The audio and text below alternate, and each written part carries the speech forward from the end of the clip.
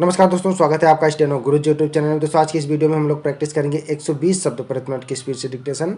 और पीडीएफ इसका आपको हमारे टेलीग्राम पर मिल जाएगा, लिंक वीडियो के डिस्क्रिप्शन में दिया गया है। स्टेनोग्राफर से संबंधित कोई भी जानकारी या सुझाव के लिए आप हमें मेल भी कर सकते हैं। हमारी मेल ID है studyforstenographer@gmail.com। दोस्तों आपके प्रैक्टिस के लिए हमने 30 अभ्यास का एक एक्सरसाइज तैयार किया है, जिसका PDF आपको अगर चाहिए तो वीडियो के डिस्क्रिप्शन में लिंक दिया गया है, वहाँ से डाउनलोड कर सकते हैं। तो ज़्यादा समय न लेते हुए चलिए शुरू करते हैं। डिक्टेशन स्टार्ट होगा 5 सेकेंड बाद। Ready, start. उपाध्यक्ष महोदय, आज स्वतंत्र भारत में जब हिंदी इस देश की राष्ट्रभाषा घोषित हो चुकी है, अब संघर्ष अथवा विरोध का समय नहीं रहा। आज का समय ठोस रचनात्मक कार्य का समय है।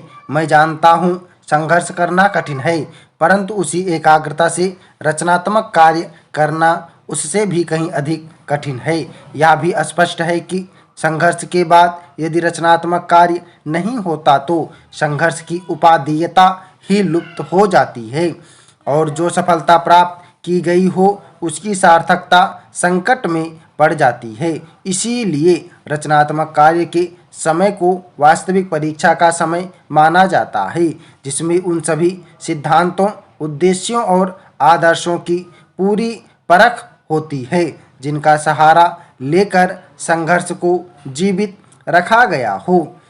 हिंदी के हितैषियों और साहित्य सेवियों के लिए अब यही समय है। मैं कह सकता हूँ कि शायद पहले कभी उन पर इतना गंभीर दायित्व नहीं आया था जितना कि अब हिंदी के राष्ट्रभाषा बनने से आया है।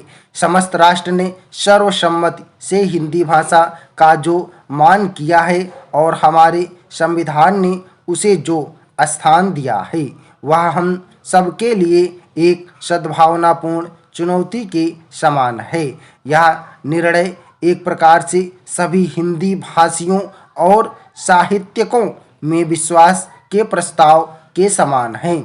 इस आदर को हम कैसे निभाएं जिससे विभिन्न प्रादेशिक भाषाओं के बोलने वाले प्रतिनिधियों द्वारा किए गए उक्त निर्णय के औचित्य को सिद्ध कर सकें।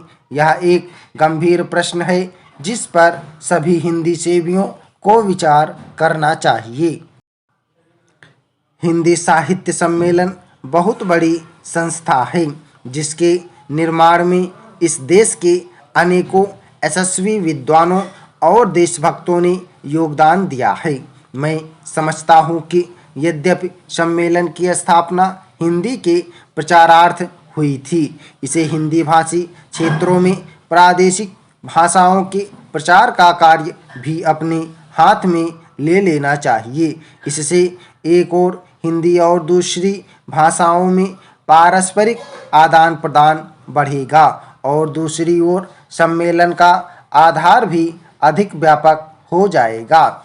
मेरे विचार से यह कार्य राष्ट्रीय साहित्य, हिंदी भाषा और हिंदी साहित्य सम्मेलन तीनों के हित की दृष्टि से उचित होगा। बिहार हिंदी साहित्य सम्मेलन ने जिसके रजत जयंती समारोह के उद्घाटन के लिए आपने मुझे आमंत्रित करने की कृपा की है, 25 वर्षों से भी अधिक समय पूर्व सार्वजनिक कार्य क्षेत्र में पदार्पण किया था। इस राज्य के सभी लोग सम्मेलन की सेवाओं से भली प्रकार परिचित हैं। मैं आशा करता हूं कि यह रजत जयंती समारोह इस राज्य के साहित्य सेवियों को और अधिक बल देगा, जिससे वे साहित्य की रचना समृद्धि द्वारा और हिंदी तथा अहिंदी प्रदेशों के बीच पूर्ण सद्भावना का वातावरण तैयार करके इस राज्य के लोगों की ही नहीं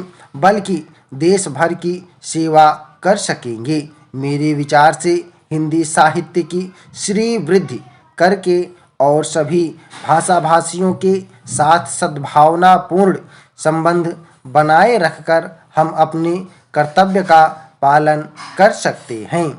कम से कम काम इस और सबका ध्यान आकृष्ट हो चुका है।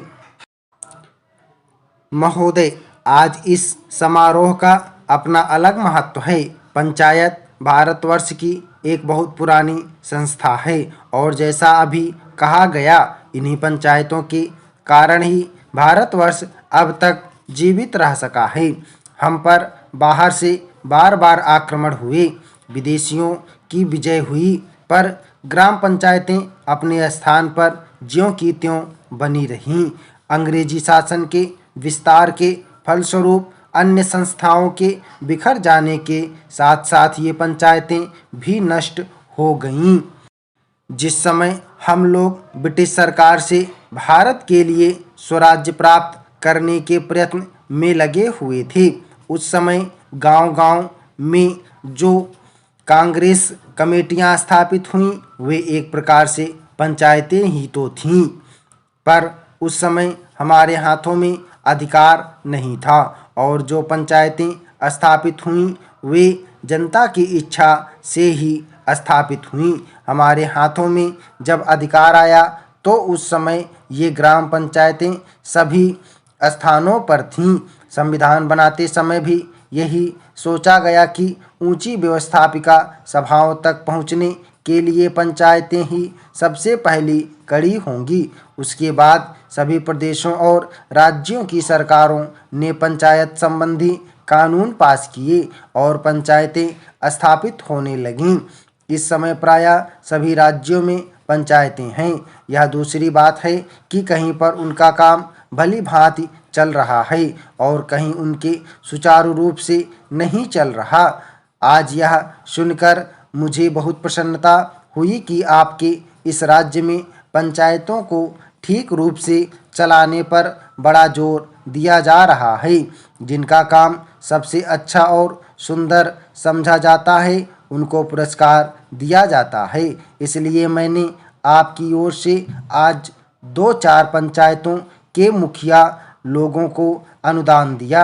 मैं उनको बधाई भी देना चाहता हूँ कि उनका काम 4000 ग्राम पंचायतों में सबसे अच्छा समझा गया। हमें यह स्मरण रखना चाहिए कि पहले की हमारी पंचायतें क्यों मिट गईं। हमारे देश में पंचायतें परंपरा से चली आ रही थीं। अंग्रेजों ने भी मुक्त कंठ से इस बात को स्वीकार किया कि भारत का प्रत्येक गांव गणराज्य था, पर एक समय आया जब गांव स्वतंत्र गणराज्य न रहे और देश परतंत्र हो गया। इसका कारण हम में कमजोरियों का आना था। हमें उन कमजोरियों से अभी भी बचते रहना चाहिए, जिससे फिर से वह दिन ना देखना पड़े। वह कमजोरी थी उन पंचायतों का संकीर्ण दृष्टिकोण। लोगों ने पंचायतों की परिधि के क्षेत्र को ही अपना देश माना और इस कारण जब एक पंचायत पर आक्रमण हुआ तो दूसरी पंचायतों ने उसकी रक्षा में हाथ बटाना अपना धर्म नहीं समझा। इसी प्रकार विदेशियों ने एक एक पर आक्रमण करके सारे देश पर अपना अधिकार कर लिया। हमारे शत्रुओं ने हमारी पारस्परिक वैमनस्य और भेदभाव से भी लाभ उठाया। अभी हाल में जब भाषावार राज्यों का प्रश्न उपस्थित हुआ तो गांव की छोटी छोटी पंचायतों ने जैसी समितियां प्रकट की, उनसे यह स्पष्ट हो गया।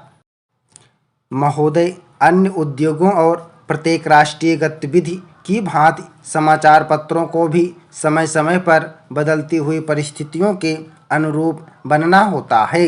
हमारे स्वाधीनता संग्राम के अवसर पर राष्ट्रीय पत्रों ने बहुत बड़ा काम किया, जिसे राष्ट्र प्रशंसा की भावना के साथ सदा स्मरण रखेगा। देश के स्वाधीन होने के बाद से समाचार पत्रों के दायित्व में मौलिक परिवर्तन हुआ है।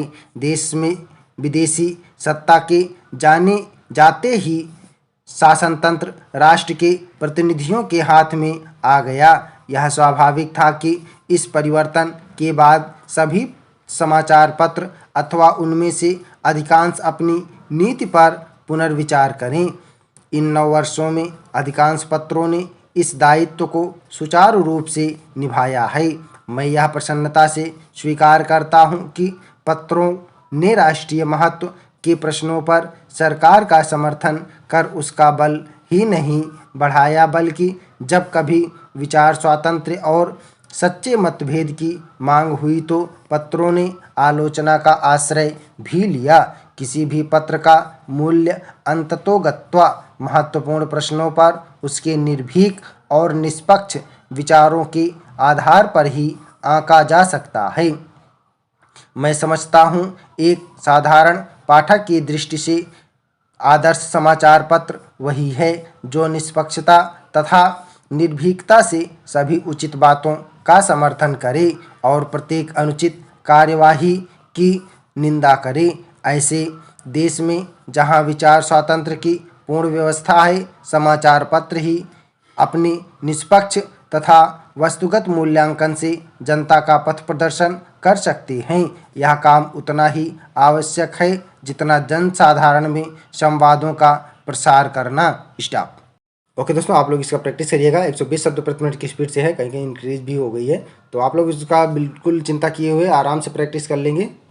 ठीक है, बहुत अच्छे शब्द आए हैं, आप लोग इसका प्रैक्टिस जरूर करिएगा और इसको ट्रांसक्राइब भी करिएगा। पीडीएफ इसका आपको हमारे टेलीग्राम पर मिल जाएगा, लिंक वीडियो के डिस्क्रिप्शन में दिया गया है। दोस्तों, आपके प्रैक्टिस के लिए हमने सेकंड मासिक पत्रिका अपलोड कर दिया, वीडियो के डिस्क्रिप्शन में लिंक दिया गया, वहाँ से डाउनलोड कर सकते हैं, जिसमें आपको 30 एक्सरसाइज मिलेंगे और साथ में उसकी आउटलाइन भी मिलेगा। तो यदि आप चैनल पर पुराने हैं तो बेल आइकन को ऑन रखें, क्योंकि हम हमेशा नई वीडियो लेकर आते रहते हैं। और अगर अपनी नए आए हैं तो प्लीज़ सब्सक्राइब कर लीजिएगा और साथ में बने बेल आइकन को भी प्रेस कर दीजिएगा। मिलते हैं अगले वीडियो में नए डिस्कशन के साथ, तब तक के लिए बाय। Thanks for watching. जय हिंद, जय भारत।